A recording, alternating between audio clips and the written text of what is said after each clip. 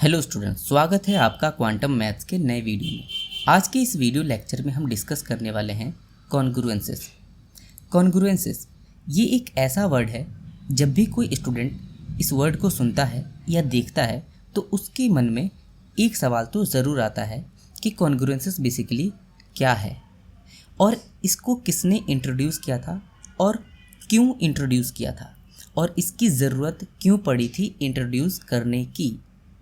तो इन सभी सवालों का हम जवाब आपको इस वीडियो लेक्चर में ज़रूर देंगे, तो बने रहिए वीडियो में और देखते रहिए क्वांटम मैथ्स। इसका जो कॉन्सेप्ट है, फर्स्ट टाइम जिस साइंटिस्ट ने इंट्रोड्यूस किया था उनका नाम था कार्ल फ्रेडरिच गॉस। ये वही साइंटिस्ट थे जिन्होंने फिजिक्स के अंदर अपना काफ़ी कंट्रीब्यूशन दिया है। अगर हम उसके एक कंट्रीब्यूशन की बात करें तो वो था हमारे पास गॉस थ्योरम। और गॉस थ्योरम आपको अच्छी तरह मालूम है कि गॉस थ्योरम चार्जेस को लेकर डिस्कस किया गया था, जिसके अंदर इलेक्ट्रिक फ्लक्स को डिस्कस किया गया था। बेसिकली आज हम गॉस थ्योरम की बात तो नहीं करने वाले, लेकिन यहाँ पर हम गॉस के द्वारा मैथमेटिक्स यानी कि नंबर थ्योरी के अंदर एक कॉन्सेप्ट है जिसका नाम कॉन्ग्रुएंसेस है, हम उसको डिस्कस करने वाले हैं। तो ये वही साइंटिस्ट थे जिन्होंने कॉन्ग्रुएंसेस को डिस्कस किया था फर्स्ट टाइम। लेकिन अब बात ये आती है कि कॉन्ग्रुएंसेस को इंट्रोड्यूस करने की ज़रूरत क्यों पड़ी और कब इंट्रोड्यूस किया गया था। तो मैं आपको बता दूं कि कॉन्ग्रुएंसेस का जो कॉन्सेप्ट है वो 19th सेंचुरी के शुरुआत में इंट्रोड्यूस किया गया था। अब इसकी ज़रूरत क्यों पड़ी, इसका जवाब आपको कुछ देर में मिल जाएगा, लेकिन उस जवाब को जानने से पहले यहाँ पर हमें क्या करना है, एक छोटा सा जो कॉन्सेप्ट है उसको एक बार रिकॉल कर लेते हैं। उस छोटे कॉन्सेप्ट का जो नाम है वो हमारे पास है Euclid division algorithm. So I hope कि ये जो कॉन्सेप्ट है यूक्लिड डिवीज़न एल्गोरिदम का, ये आपको अच्छी तरह मालूम होगा। अगर नहीं भी मालूम है तो मैं इस कॉन्सेप्ट को एक बार फिर से रिकॉल करता हूँ, जिससे कि हम कॉन्ग्रुएंसेस का जो कॉन्सेप्ट है उसको समझने में ईज़ मिलेगा और हम ये भी समझ पाएंगे कि कॉन्ग्रुएंसेस का जो कॉन्सेप्ट है क्यों इंट्रोड्यूस किया गया था और उसकी ज़रूरत क्यों पड़ी थी। तो चलते हैं नेक्स्ट स्लाइड पर और देखते हैं कि यूक्लिड डिवीज़न एल्गोरिदम क्या है। यूक्लिड डिवीज़न एल्गोरिदम, सबसे पहले हम क्या करते हैं, इसके डेफिनेशन को यहाँ पर हम लिख लेते हैं। डेफिनेशन क्या कहता है कि if A and B are the any two positive integers such that a greater than b, then there exists another two integers which satisfy the condition a equal to b q plus r where r is less than b and greater than or equal to 0। तो ये Euclid division algorithm का definition है। Euclid division algorithm का जो definition है वो कह रहा है कि अगर हमारे पास a और b कोई दो पॉजिटिव इंटीजर्स हैं और वो कुछ इस प्रकार से हैं कि a ग्रेटर देन b हो या फिर b ग्रेटर देन a भी हो सकता है। फिलहाल हम a ग्रेटर देन b ले रहे हैं। वैसे यहाँ पर a इक्वल टू b का भी जो हमारे पास जो कंडीशन है वो भी सेटिस्फाई होता है, लेकिन यहाँ पर हम उसको डिस्कस नहीं कर रहे हैं। हम यहाँ पर फिलहाल सिर्फ और सिर्फ a ग्रेटर देन b को लेकर चल रहे हैं।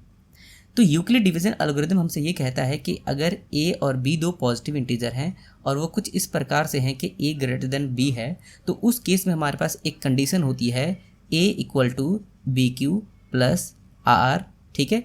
इस कंडीशन को वो सेटिस्फाई करेगा और जहाँ पर आर की कंडीशन भी गिवन है हमारे पास कि R must be less than B और ग्रेटर देन और इक्वल टू 0, यानी कि जो आर की वैल्यू है वो बी से छोटी होगी और आर की वैल्यू है वो 0 भी हो सकती है या फिर 0 से बड़ी भी हो सकती है। अब हम बात करते हैं कि जो ए, बी, क्यू और आर है इन्हें हम क्या कहते हैं। तो ए जो हमारे पास है तो ये इंटीजर, लेकिन हम यहाँ पर इसको बोलते हैं डिविडेंड। डिविडेंड, इसको हम बोलते हैं डिवाइज़र, इसको हम बोलते हैं कोशंट और इसको हम बोलते हैं रिमाइंडर। तो ये जो कॉन्सेप्ट था आपने क्लास 10th में पढ़ा था। इसको हम एक एग्जांपल की हेल्प से भी समझ सकते हैं। अगर मैं आपसे कहूँ कि मेरे पास एक नंबर है वो है 7 और दूसरा हमारे पास है 2, ये दो पॉजिटिव इंटीजर है जिसके अंदर हमारे पास ग्रेटर ये है और स्मॉलर ये है, तो इस ग्रेटर वाले को मैं ए कंसीडर करूँगा और स्मॉलर वाले को मैं बी कंसीडर करूँगा। और मैं अगर 7 को 2 से डिवाइड करता हूँ, तो 7 को अगर मैं 2 से डिवाइड करता हूँ तो मेरे पास क्या आएगा, 7 को 2 से डिवाइड करने के बाद 2 3 जा 6 और यहाँ पर ये 1। अब जैसे कि हमारे पास ये दो नंबर थे और दो नंबर को अगर हमने क्या किया, बड़े वाले को छोटे से डिवाइड किया, तो हमारे पास ये दो और नंबर यहाँ पर क्या हो गए, इंट्रोड्यूस हो गए। तो यही वो दो नंबर है जिनकी हम बात कर रहे हैं यहाँ पर कि वो दो नंबर एग्जिस्ट करेंगे, ठीक है। There exist another 2 integers. तो ये वही दो इंटीजर्स हैं जिनको हम क्या कहते हैं, इसको हम कहते हैं कोशंट, यानी कि ये हो जाएगा Q और ये होगा हमारे पास रिमाइंडर, यानी कि इसको हम कहेंगे R, और ये हमारे पास क्या है, ये हमारे पास है डिवाइज़र, ठीक है, जिसको हम यहाँ पर क्या बोलेंगे, डिवाइज़र, यानी कि हम इसको बोलेंगे यहाँ पर B। और ये हमारे पास है डिविडेंड, यानी कि इसको हम बोलेंगे A। तो अगर मैं इस चीज़ को ऐसे लिखूँ, यानी कि 7 इक्वल टू, अगर मैं लिखूँ तो कैसे लिखूँगा, 2 इंटू 3 प्लस 1, यानी कि 2 3 जा 6 प्लस में 1 करेंगे तो यहाँ पर 7 आ जाएगा। यानी कि इस चीज़ को हम ऐसे लिखें तो हम इस कंडीशन को सेटिस्फाई करा सकते हैं, ठीक है। तो अगर आप इसको ध्यान से देखो तो 7 की जगह पे हमारे पास क्या था, A, फिर उसके बाद इक्वल, उसके बाद ये 2 की जगह पे हमारे पास क्या था, B इंटू, और 3 की जगह पे हमारे पास क्या था, Q, यानी कि कोशंट, प्लस उसके बाद यहाँ पे 1 की जगह पे क्या था हमारे पास, R, यानी कि ये, ठीक है। तो ये चीज़ तो हमारे पास होगी, ठीक है। अब हम बात करते हैं कि जो R की कंडीशन है कि R must be less then B, तो R की जो वैल्यू यानी कि जो 1 है, आप देख सकते हो कि जो 1 की वैल्यू है वो 2 से छोटी है। Of course 1 is less than 2, ठीक है। लेकिन यहाँ पर जो 1 है वो क्या है, 0 से बड़ा है, तो यानी कि हमें ये कंडीशन भी हमने फुलफ़िल करवा दिया। तो यानी कि अगर कोई दो पॉजिटिव इंटीजर गिवन हो और उसमें एक इंटीजर बड़ा हो तो उसको हम इस तरीके से रिप्रेजेंट कर देते हैं। तो हमारे पास इस कॉन्सेप्ट को हम यूक्लिड डिवीज़न एल्गोरिदम के नाम से जानते हैं। तो आई होप कि यूक्लिड डिवीज़न एल्गोरिदम आपको समझ में आ गया होगा। अब हम चलते हैं कॉन्ग्रुएंसेस के कॉन्सेप्ट को समझने। तो चलिए नेक्स्ट स्लाइड पर हम चलते हैं। कॉन्ग्रुएंसेस, सबसे पहले हम इसके डेफिनेशन को यहाँ पर हम लिख लेते हैं कि इसका डेफिनेशन हमसे क्या कहता है। तो चलिए डेफिनेशन को लिखते हैं।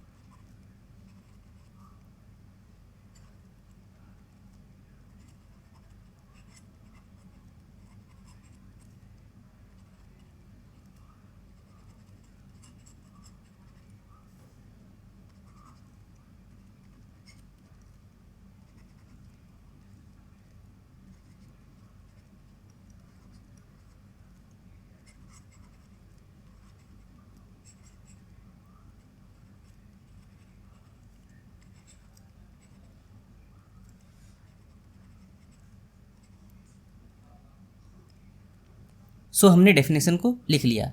अब इस डेफिनेशन को हम समझते हैं कि डेफिनेशन हमें क्या समझाना चाह रहा है। तो सबसे पहले हम बात करते हैं कि let m be a fixed integer then the two integers a and b are said to be a congruent b modulo m if m divides the difference of a and b। यानी कि ये definition हमसे ये कहता है कि अगर हमारे पास a और b हमारे पास कोई दो इंटीजर्स हैं और वो दो इंटीजर्स कुछ इस प्रकार से हैं कि a ग्रेटर देन हम b लेकर चल रहे हैं। वैसे b ग्रेटर देन a भी हो सकता है, लेकिन फ़िलहाल मैं यहाँ पर a ग्रेटर देन b लेकर चल रहा हूँ। ठीक है, तो ये डेफिनेशन हमसे ये कहता है कि अगर a और b हमारे पास कोई दो इंटीजर हैं जिसमें a ग्रेटर देन b है, तो उस केस में अगर हम a माइनस में b यानी कि हम दोनों का अगर हम डिफरेंस लें तो इसका जो डिफरेंस आएगा उसको अगर हम m से डिवाइड करते हैं तो अगर वो m से डिवाइड हो जाता है तो उस केस में a कॉन्ग्रुएंट टू b कहलाएगा। मैं एक बार फिर से रिपीट कर रहा हूँ जिससे आपको ये क्लैरिटी मिल जाएगी कि मैं क्या समझाना चाह रहा हूँ। तो ये कहता है कि a और b हमारे पास कोई दो इंटीजर है और अगर हम इन दोनों इंटीजर्स का डिफरेंस लें और जो डिफरेंस आएगा अगर उसको हम m से डिवाइड करें और वो m से डिवाइड अगर हो जाता है तो उस केस में हम क्या कहेंगे, a congruent to b modulo m कहेंगे। तो आई होप कि ये बात आपको समझ में आ गई होगी। अब यहाँ पर हम एक और छोटा सा कॉन्सेप्ट पढ़ेंगे जिससे कि कॉन्ग्रुएंसेस का जो कॉन्सेप्ट है उसमें और भी क्लैरिफिकेशन आएगा। तो चलिए सबसे पहले हम उस कॉन्सेप्ट को भी समझ लेते हैं यहाँ पर। अब ज़रा ध्यान से देखिए, अगर मैं आपसे कहूँ कि मेरे पास एक इंटीजर है 8 और दूसरा इंटीजर है मेरे पास 2, इसमें से हमारे पास ग्रेटर ये 8 है और स्मॉलर 2 है। अगर मैं आपसे ये कहूँ कि 8 इज़ डिविजिबल बाय 2, तो क्या ये सही है? तो आंसर है yes, this is the right. यानी कि 8 क्या है, वो 2 से डिविजिबल है। और आपको मालूम है कि डिविजिबिलिटी का जो हमारे पास कॉन्सेप्ट है वो ये कहता है कि अगर कोई नंबर किसी नंबर से डिवाइड होता है, यानी कोई भी नंबर अगर किसी भी नंबर से डिवाइड होता है, इसका मतलब जिस नंबर से डिवाइड होता है वो उस नंबर का मल्टीपल होता है। ये बात अगर नहीं समझ में आई हो तो आप इससे समझ सकते हैं। तो 8 डिविजिबल बाय 2 तो हमें क्या मिलेगा, कोशेंट 4। यानी कि अगर ज़रा ध्यान से देखो तो 8 में हमारे पास 4 छुपा हुआ था। यानी कि अगर मैं बोलूं कि 8 क्या है, वो 2 का मल्टीपल है जो कि 4 टाइम्स पे आ जाता है, यानी 2 4 जा 8। यानी कि अगर मैं ये कहूँ कि 14 डिविजिबल बाई 7 है, इसका मतलब क्या है कि 14 इज़ द मल्टीपल ऑफ 7, यानी कि 7 के वो टेबल में आता है। यानी कि अगर कोई नंबर किसी नंबर को डिवाइड करता है, इसका मतलब कि वो जो नंबर जिसको आप डिवाइड कर रहे हो वो उस नंबर का मल्टीपल होता है। यहाँ पर मैं सिर्फ और सिर्फ इंटीजर की बात कर रहा हूँ। यहाँ पर मैं डेसिमल या फ्रैक्शन पे मैं नहीं जाऊँगा कि यहाँ पर डेसिमल वाला, यहाँ पर डिवीज़न की बात नहीं कर रहे हैं, यहाँ पर सिर्फ और सिर्फ इंटीजर वाले की बात कर रहे हैं। यानी कि यहाँ पे जो रिमाइंडर होगा हमारे पास वो 0 भी हो सकता है और वो कोई माइनस या प्लस का कोई भी नंबर हो सकता है, लेकिन वो डेसिमल में नहीं होगा। तो इस बात का आप विशेष ध्यान रखें, ठीक है। अच्छा, एक और एग्जांपल ले लेते हैं। अगर मैं यहाँ पर 64 की बात करूँ कि 64 हमारे पास अगर वो हमारे पास 8 से डिविजिबल है, इट मीन्स कि 64 हमारे पास 8 का मल्टीपल है, यानी कि 8 के टेबल में आता है, ठीक है। अच्छा, एक और एग्जांपल लेते हैं। यहाँ पर 65 इज़ डिविजिबल बाय 8 की अगर मैं बात करूँ तो क्या जो 65 है हमारे पास वो 8 का मल्टीपल है? तो आंसर है बिल्कुल, लेकिन वो कंप्लीटली नहीं है, है ना। यानी कि इसके अंदर 8 का मल्टीपल है। ये ऐसा नहीं है कि पूरा का पूरा नंबर हमारे पास 8 का मल्टीपल हो जाए। ऐसा नहीं होता है कि हर बार हमारे पास क्या हो कि वो हर बार वो पूरा का पूरा वो जो नंबर है वो किसी भी नंबर का मल्टीपल निकले, है ना। या लेकिन इसमें क्या है कि 8 का मल्टीपल छुपा है। अगर मैं इस तरीके से 5 डिवाइडेड बाय 2 की बात करूं, इट मीन्स कि 5 के अंदर 2 का मल्टीपल है। यानी कि अगर कोई भी नंबर किसी नंबर से अगर डिविजिबल हो रहा है, इसका मतलब कि जिस नंबर से वो डिविजिबल हो रहा है उसका जो मल्टीपल है या तो वो पूरा का पूरा नंबर ही होगा या तो उसके अंदर उसका मल्टीपल होगा। तो आई होप कि ये जो डिविजिबिलिटी का जो कॉन्सेप्ट है वो आपको समझ में आ गया होगा। तो चलिए नेक्स्ट स्लाइड पे पहुंचते हैं और अब हम क्या करते हैं, कॉन्ग्रुएंसेस के कॉन्सेप्ट को हम समझते हैं। अभी हमने जो समझा उसको एक और एग्जांपल से हम समझ लेते हैं, जिससे कि हमें कॉन्ग्रुएंसेस के कॉन्सेप्ट में समझने में और थोड़ा सा ईज मिलेगा। ठीक है, तो हमने पढ़ा कि 8/2, तो 8/2 यानी कि जो 8 है वो 2 से डिविजिबल है, यानी कि 8 क्या है, वो 2 का मल्टीपल है। अब मल्टीपल कहने का मतलब क्या होता है, तो मल्टीपल कहने का सीधा सीधा मतलब ये होता है कि जो मल्टीपल होता है वो उसके अंदर 2 एज अ फैक्टर होता है। 2 नहीं, मतलब जो भी डिवाइज़र होगा वो उसमें एज अ फैक्टर ज़रूर होगा। जैसे कि हम इसको ऐसा लिख सकते हैं, 8 को 2 4 जा 8/2, यानी कि 8 के अंदर देखो ये डिवाइज़र जो 2 है, ये जो डिवाइज़र 2 है वो एज अ फैक्टर यूज़ हुआ है। इसी को हम एक और तरीके से समझ सकते हैं दूसरे एग्जांपल के हेल्प से, वो ये है कि अगर मैं 16 की बात करूं कि 16 डिविजिबल बाय 8, इट मीन्स कि ये जो हमारे पास 16 है वो 8 का मल्टीपल तो है। अब मल्टीपल को हम ऐसा भी तो लिख सकते हैं, 2 8 जा 16/8। अब देखो 8 यहाँ पर 8 यहाँ पर, यानी कि जो डिवाइज़र है ये जो डिवाइज़र है वो इस मल्टीपल के अंदर एज अ फैक्टर यूज़ हो रहा है। यानी कि अगर कोई भी नंबर हमारे पास ये जैसे 25/5 है, अगर हम ये कहते हैं कि 25 इज़ डिविजिबल बाय 5, इसका मतलब ये है कि 25 के अंदर 5 एज अ फैक्टर होगा ही होगा। यानी 25 को हम ऐसा लिख सकते हैं 5 इंटू में 5/5। ठीक है, देखो 5 एज अ यहाँ पर कॉमन फैक्ट 5 यहाँ पर एक फैक्टर के रूप में यूज़ हो रहा है। ठीक है, एक और एग्जांपल लेते हैं, 36 इज़ डिविजिबल बाय यहाँ पर 6, तो यहाँ पर क्या हमारे पास 6 6 जा 36, यानी कि बार बार अगर कोई नंबर किसी नंबर का यहाँ पर मल्टीपल है तो उस मल्टीपल के अंदर जो डिवाइज़र होगा एज अ फैक्टर होगा ही होगा। ठीक है, अच्छा एक और चीज़ यहाँ पर हम देख लेते हैं, अगर मान लीजिए हमारे पास 9 माइनस में 3 यहाँ पर लेते हैं, ठीक है, और 9 माइनस में 3 यहाँ पर हमारे पास क्या है 6, और 6 को अगर हम बात करें कि 2 से डिविजिबल है, इसका मतलब क्या है कि 6 जो हमारे पास है 2 इंटू में 3/2 है, ऐसा ही तो है। इसका मतलब 6 के अंदर हमारे पास क्या है 2 एज अ फैक्टर ज़रूर है, तभी हमारे पास ये डिविजिबल है होगा, अदरवाइज बिल्कुल भी नहीं होगा। ठीक है, अच्छा एक और एग्जांपल लेते हैं, अगर मैं बोलूँ कि यहाँ पे 12 माइनस में 9 इज़ डिविजिबल बाय 3, इसका मतलब क्या है, इसका मतलब सीधा सीधा ये है कि 12 माइनस में 9 यानी कि 3/3, यानी कि अब देखो मैं 3 को ऐसा भी लिख सकता हूँ ना, 3 1 जा 3 और यहाँ पर 3, तो इस 3 के अंदर 3 एज अ फैक्टर है, तभी हमारे पास क्या है ये डिविजिबल है। यानी किसी का जो डिफरेंस आता है वो हमारे पास क्या होता है, जो डिफरेंस हमारे पास आता है अगर वो किसी नंबर से डिविजिबल है तो जो रिजल्ट आएगा वो भी तो हमारे पास क्या होगा, उसी से डिविजिबल होगा। तो उस रिजल्ट में भी हमारे पास वो 3 यानी कि जो डिवाइज़र होगा एज अ फैक्टर ज़रूर यूज़ होगा। तो आई होप कि अब आपको ये समझ में आ गया होगा। अब हम चलते हैं कॉन्ग्रुएंसेस के कॉन्सेप्ट पर। ठीक है, कॉन्ग्रुएंसेस का जो डेफिनेशन था वो क्या कह रहा था, वो कह रहा था कि अगर हमारे पास m कोई एक पॉजिटिव इंटीजर है, ठीक है, और a और b हमारे पास कोई 2 इंटीजर्स हैं, ये नेगेटिव के भी हो सकते हैं, ये पॉजिटिव के भी हो सकते हैं। तो अगर ये 2 हमारे पास इंटीजर हैं और वो कुछ इस प्रकार से हैं कि a ग्रेटर देन b हो, और अगर हम इसका डिफरेंस लेते हैं a माइनस में b, और a माइनस में b हमारे पास क्या है, अगर इसका कोई रिजल्ट आता है उस रिजल्ट को मैं यहाँ पर k बोल देता हूँ। ठीक है, k बोल देता हूँ, तो ये जो k हमारे पास होगा यानी कि ये जो रिजल्ट होगा वो m से डिविजिबल होगा। तो डेफिनेशन हम ये कह रहा था कि m divides the difference of a and b, ये हमें वो डेफिनेशन कह रहा था। ठीक है, तो m divides difference of a minus में b का मतलब a माइनस में b। अब यहाँ पर हम क्या कर रहे हैं, m को m रहने दीजिए, डिवाइड का साइन रहने दीजिए, और a माइनस में b यानी कि कोई रिजल्ट आएगा उसको हम क्या बोल दे रहे हैं, यहाँ पर k बोल देते हैं। ठीक है, अब इसका सीधा सीधा मतलब क्या है, m डिवाइड्स k मतलब है कि k is divisible by m। वैसे हम यहाँ पर ये वाला जो नोटेशन है वो यूज़ नहीं करेंगे, हम यही वाला नोटेशन यूज़ करेंगे, लेकिन फॉर द अंडरस्टैंडिंग हम यहाँ पर इसको ऐसा लिख रहे हैं ताकि हम समझ सकें।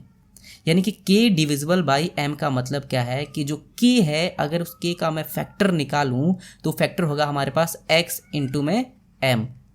जैसे कि हमने यहाँ पर अभी पढ़ा कि 8 इज डिविजिबल बाय 2, इसका मतलब क्या है कि 2 इंटू में 4 अपॉन में 2, यानी कि 2 जो यहाँ पर है वो यहाँ पर होगा, यानी कि जो यहाँ पर होगा वो यहाँ पर होगा, और बाकी ये जो हमारे पास है वो x को रिप्रेजेंट कर रहा है, यानी कि k अगर हमारे पास m से डिविजिबल है तो इस k के अंदर m एज अ फैक्टर ज़रूर यूज़ हुआ होगा। तो यहाँ पर हमने यहाँ पर क्या लिख दिया, m इंटू में x, ठीक है, और अपॉन में m, यानी कि m इंटू में x करेंगे तो हमारे पास k आएगा, ठीक है। फिलहाल हमने लेट किया हुआ है, ये नंबर के साथ अगर आप यहाँ पर देखना चाह रहे हो तो यहाँ पर ये देख सकते हो कि 8 इज़ अ k और m इज़ अ 2, और हम 8 को हम क्या लिखते हैं 2 इंटू में 4, और यहाँ पर अब k जो हमारे पास 8 था उसको हमने फैक्टर के रूप में 2 इंटू में 4 लिख लिया, तो k को हमने यहाँ पर m इंटू में x लिख लिया। अब जो यहाँ पर नीचे था वो यहाँ पर आ गया, जो यहाँ पर है वो यहाँ पर हमने लिख लिया। अब बाकी जो हमारे पास ये 4 है वो 4 की जगह पर हमारे पास क्या हो गया x, और नीचे हमारे पास जो m था वो m ही रहा। यानी कि ये बात तो क्लियर हो गई कि m जो है वो a माइनस में b को अगर डिवाइड्स करता है, इसका मतलब सीधा सीधा ये है कि m divides a minus B का जो रिजल्ट है उसको हमने k मान लिया, और k को हमने क्या किया, फैक्टराइज किया, जो कि हमारे पास हो गया m इंटू में x, ठीक है। तो आई होप कि ये बात आपको समझ में आ गई होगी। चलिए अब हम नेक्स्ट स्लाइड पर चलते हैं। तो अब हम क्या करते हैं, इस थियोरेटिकल जो हमारे पास पोर्शन है, इस थियोरेटिकल पोर्शन को हम मैथमेटिकल एक्सप्रेशन में हम इसको कन्वर्ट करने जा रहे हैं। तो इसका जो मैथमेटिकल जो हमारे पास एक्सप्रेशन है वो हमारे पास है a, ये ट्रिपल बार b bracket m o d m bracket close, ठीक है। तो यहाँ पर हमारे पास जो ये है a जो कि ग्रेटर वाला हमारे पास इंटीजर था, और ये जो हमारे पास ट्रिपल बार देख रहे हैं इसको हम बोलते हैं कॉन्ग्रुएंट का साइन, साइन ऑफ कॉन्ग्रुएंट, ठीक है। ये जो हमारे पास b है, ठीक है, ये वही हमारे पास जो स्मॉलर इंटीजर है वही है, ठीक है। और ये जो MOD जो लिखा है मॉड, इस मॉड का मतलब है मॉडुलो से, ठीक है, मॉडुलो का शॉर्ट फॉर्म है, ठीक है। इस मॉडुलो का भी मतलब समझ में आपको आएगा, ठीक है। तो फिलहाल अभी हम बात करते हैं यहाँ पर m की। तो m हमारे पास क्या है, वो पॉजिटिव इंटीजर था, ठीक है, पॉजिटिव इंटीजर, जिससे हम क्या कर रहे थे, a और b के डिफरेंस को डिवाइड कर रहे थे। तो ये जो हमारे पास एक्सप्रेशन है, ये जो हमारे पास एक्सप्रेशन है a congruent to b modulo m, ठीक है, इसको हम रीड करेंगे a congruent to b modulo m, ठीक है। ये जो कंडीशन हमारे पास है ये सेटिस्फाई कब होता है, जब हमारे पास m इन दोनों के डिफरेंस को डिवाइड करता है तब, ठीक है। तो ये जो हमारे पास जो थ्योरेटिकल पोर्शन था इसको हमने मैथमेटिकल रूप दे दिया।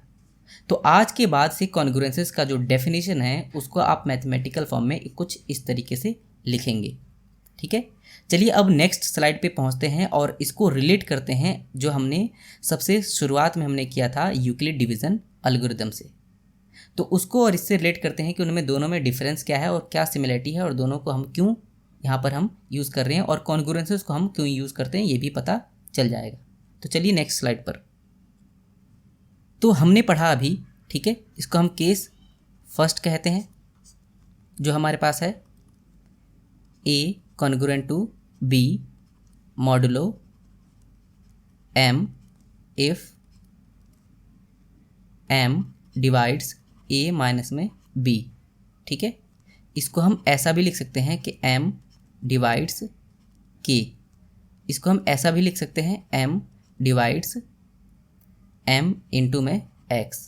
तो आई होप कि ये आपको समझ में आ गया होगा, ठीक है। तो ये केस नंबर फर्स्ट था। अब यहाँ पर हम लिखते हैं case number second Euclid division algorithm से, a equal to b q plus r, और r का जो कंडीशन था वो था हमारे पास लेस देन b और ग्रेटर देन और इक्वल टू 0, ठीक है। करते हैं इस कंडीशन को पिक करते हैं, उसके बाद हम सेकंड केस में चलेंगे और हम इसके एक्सप्रेशन को हम रीराइट करेंगे। लेकिन सबसे पहले हम क्या करते हैं, इस एक्सप्रेशन को हम एक बार लिख लेते हैं और उसके बाद रीराइट करते हैं। तो m डिवाइड्स a माइनस में b है, इसको हम क्या कर सकते हैं, ऐसा भी लिख सकते हैं a माइनस में b अपॉन में m, यानी कि m divides a minus b, तो हम लिख सकते हैं कि a माइनस में b डिवाइडेड बाय m। अब जब हम इसको सॉल्व करेंगे तो हमारे पास कुछ रिजल्ट आएगा जिसको हम क्वोशंट कहते हैं बेसिकली। वो हमारे पास जो क्वोशंट है उसको यहाँ पर मैं एक नाम दे देता हूँ जिसको मैं यहाँ पर n बोल रहा हूँ, ठीक है। ये कोई भी इंटीजर हो सकता है, ठीक है। अब इस एक्सप्रेशन को अगर मैं रीराइट करूँ तो यहाँ पर मैं रीराइट कर सकता हूँ a माइनस में बी इक्वल टू, यहाँ पर क्रॉस मल्टीप्लिकेशन कर रहा हूँ बेसिकली, इसको इससे मल्टीप्लाई कर दिया, इसको इससे कर दिया, तो हमारे पास हो गया m इंटू में n। इसको इक्वेशन में फर्स्ट कह रहा हूँ। यानी कि अगर कोई आपसे पूछे कि a congruent to b mod m कब होगा जब इफ़ a माइनस में b equal to m into में n होगा, तब। एक ही तो बात है। अब ये जो a माइनस में b इक्वल टू n का जो मतलब है वो यही तो है, इसी चीज़ को तो मैंने ऐसा लिख दिया, एक ही बात है। तो यानी कि जब भी हमारे पास ये कंडीशन कहीं लिखा होगा तो मैं क्या कर सकता हूँ, a और b को मैं कुछ इस एक्सप्रेशन में एक्सप्रेस कर सकता हूँ। ठीक है, चलिए अब हम क्या करते हैं, केस नंबर सेकंड पर चलते हैं। केस नंबर सेकंड में मैं क्या करता हूँ, इस एक्सप्रेशन को मैं रीराइट करता हूँ और ये जो a equal to B Q plus में r था, इसको मैं यहाँ पर रीराइट करता हूँ a, और यहाँ पर हमारे पास प्लस में r था, इक्वल किधर आएगा तो a माइनस में r equal to B Q. इसको मैं इक्वेशन सेकंड कह देता हूँ। अब ज़रा ध्यान से देखिए, इक्वेशन नंबर फर्स्ट और इक्वेशन नंबर सेकंड ये कुछ एक जैसा ही लग रहा है। a माइनस में b है, यहाँ पर a माइनस में r लग रहा है, m इंटू में n है, यहाँ पर b इंटू में q है। एक्सप्रेशन दोनों अलग है लेकिन एक जैसा ही लग रहा है। यानी कि अगर a माइनस में b कहीं लिखा है और इक्वल टू m इंटू में n, तो मैं ये चीज़ लिख सकता हूँ। तो इसी तरीके से अगर कहीं ऐसा लिखा है तो मैं इसको कॉन्ग्रुएंस के अगर कॉन्ग्रुएंस के सेंस में अगर मैं लिखने की कोशिश करूँ तो मैं क्या लिखूँगा कि a कॉन्ग्रुएंट टू, यहाँ पर जैसे a कॉन्ग्रुएंट टू b था, क्योंकि यहाँ पर b की जगह पे b था, तो यहाँ पर a कॉन्ग्रुएंट टू हमारे पास क्या हो जाएगा r, और यहाँ पर मॉडुलो, यहाँ पर m था, यहाँ पर क्या हो जाएगा हमारे पास मॉडुलो b। ठीक है, तो यहाँ पर हमारे पास क्या हो गया कि अगर ये कंडीशन कहीं लिखा है तो मैं इसको ऐसा लिख सकता हूँ जैसे कि यहाँ पर था। तो अब ये दोनों से हम क्या कंक्लूड कर पा रहे हैं, इस एक्सप्रेशन से और इस एक्सप्रेशन से हम क्या कंक्लूड कर पा रहे हैं कि जो b के जगह पर होता है वो हमारे पास बेसिकली रिमाइंडर होता है। ठीक है, ये हमारे पास क्या है, रिमाइंडर ही तो था। यूक्लिड डिवीजन एल्गोरिदम में r इज़ अ रिमाइंडर, और ये b क्या हमारे पास r की तो जगह है। इसका मतलब ये है कि जो हमारे पास कॉन्ग्रुएंस जो हमारे पास है जिसके अंदर a कॉन्ग्रुएंट टू b बोल रहे हैं, तो b इज़ अ रिमाइंडर। यानी कि अब हमें ये चीज़ तो मालूम चल गया है कि हमारे पास कॉन्ग्रुएंस का जो यूज़ है वो रिमाइंडर को फाइंड करने के लिए किया जाता है। वैसे और भी जगह पे इसका इस्तेमाल किया जाता है, लेकिन फ़िलहाल अगर यहाँ पर हम देखें तो डिविजिबिलिटी को चेक करने के लिए, जो कि यहाँ पर ये काफ़ी लॉन्ग मेथड होता है जिसके अंदर हमें काफ़ी ज़्यादा मेहनत करनी पड़ती है, काफ़ी कॉम्प्लिकेशन होता है, उस कॉम्प्लिकेशन को हटाने के लिए यहाँ पर हमारे पास जो गॉस थे उन्होंने कॉन्ग्रुएंस का कॉन्सेप्ट को इंट्रोड्यूस किया था, जिसकी हेल्प से हम बड़े से बड़े नंबर का ये पता लगा सकते हैं कि डिविजिबल करने के बाद जो हमारे पास रिमाइंडर आएगा वो क्या आएगा। तो आई होप कि आपको समझ में आ गया होगा कि कॉन्ग्रुएंसेस का यूज़ बेसिकली यहाँ पर रिमाइंडर को फाइंड करने के लिए यूज़ किया जाता है। सो हम अब रिमार्क्स की बात करते हैं कि जो फर्स्ट रिमार्क्स हमारे पास है वो ये है कि एनी टू इंटीजर्स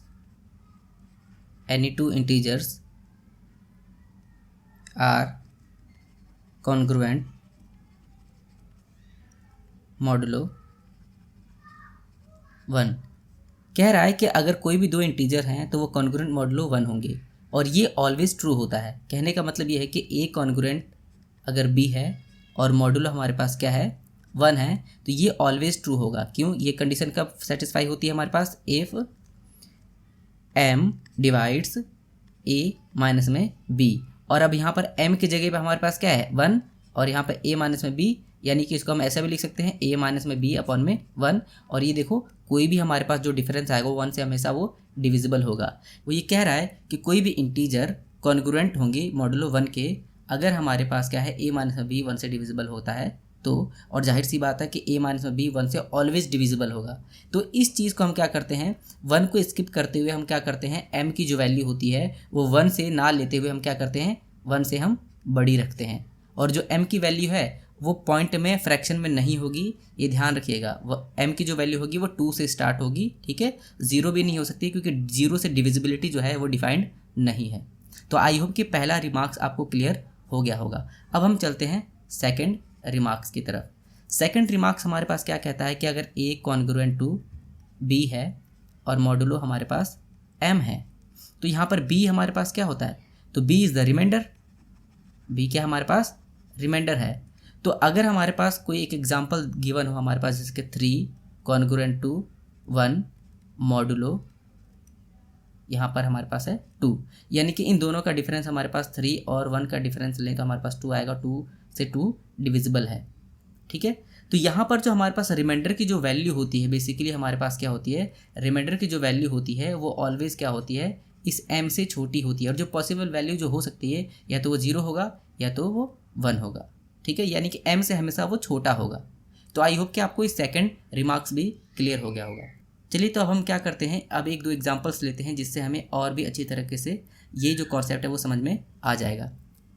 सो अब यहाँ पर हम एक क्वेश्चन लेते हैं। ठीक है, क्वेश्चन नंबर फर्स्ट जो कि कह रहा है हमारे पास 67 कॉन्ग्रुएंट टू 2 मॉडुलो 5। ठीक है, इसको हम वेरीफाई भी करेंगे। ठीक है, तो अब ज़रा ध्यान से देखिए क्या कह रहा है कि ये तो हमारे पास हो गया A, ये हो गया हमारे पास B, ये हो गया हमारे पास M।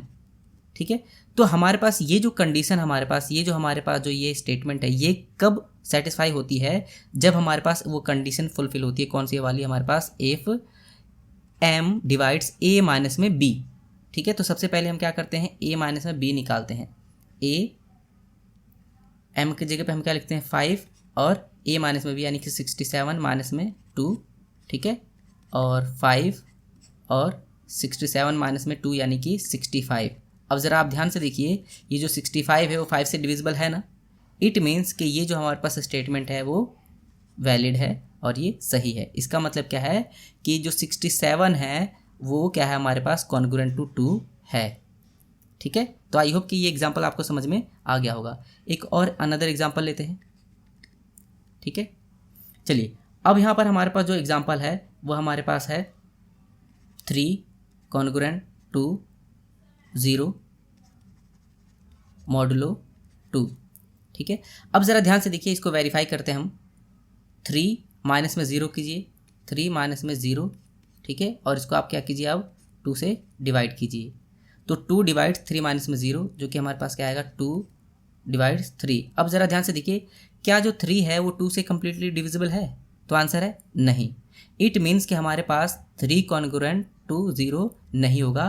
तो जब नहीं होगा तो उसके एक्सप्रेशन को हम लिखते हैं कुछ ऐसा, 3 डू नॉट कॉन्ग्रुएंट टू 0।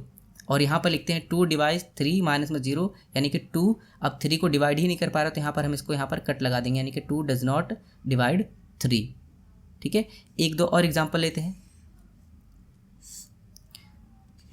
हाँ, थर्ड क्वेश्चन हमसे क्या कह रहा है, थर्ड क्वेश्चन में हमारे पास है कि 64 कॉन्ग्रुएंट टू 2 मॉडुलो 6। अब ज़रा ध्यान से देखिए, अब हम इसको वेरीफाई करते हैं। यहाँ पर हम 6 डिवाइड्स 64 माइनस 2, हमारे पास क्या आएगा 6। अब ज़रा ध्यान से देखिए, माइनस कीजिए, कितना आएगा 62। अब ज़रा ध्यान से देखिए, क्या 62 6 से कम्प्लीटली डिविजिबल है, तो आंसर है नहीं। इसका मतलब क्या है कि 64 does not congruent to 2 modulo 6। ठीक है, तो आई होप कि ये आपको समझ में आ गया होगा एग्जाम्पल के किस तरीके से हमें क्या करना है, कॉन्ग्रुएंसेस से हमें रिमाइंडर को पता लगाना है कि वो उसका रिमाइंडर है या नहीं है। तो आज के लिए सिर्फ इतना ही, मिलते हैं किसी नेक्स्ट वीडियो में, तब तक के लिए गुड बाय।